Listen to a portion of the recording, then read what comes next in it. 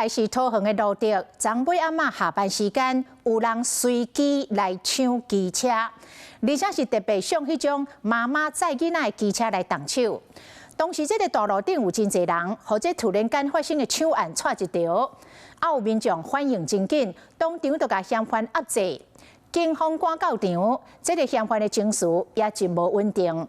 伊讲因为车伫个附近歹去，才会共抢机车。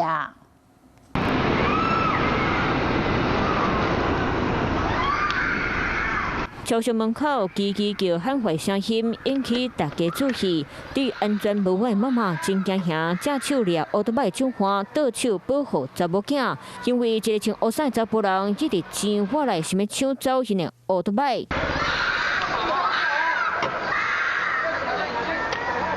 嫌犯掠乌托邦龙头，完全唔放手，母仔囝青蹦白蹦，拄着歹人，行到两骹。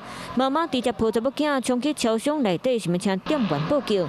加在有3、4位好心的民众出手斗相共，搁一位打真在意的查甫囝冲过来，甲抢车嫌犯压伫咧涂骹。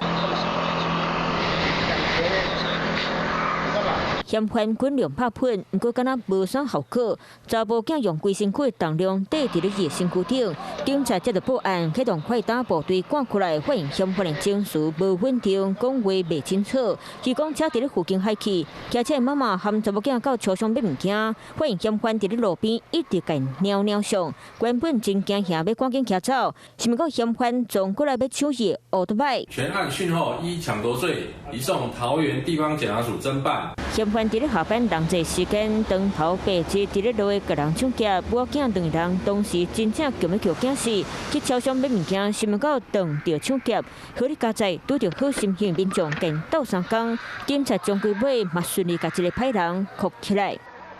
Hello， 我是张新文，想要抢先掌握最及时的新闻资讯吗？赶快订阅、按赞、开启小铃铛，锁定华视新闻 YouTube 频道。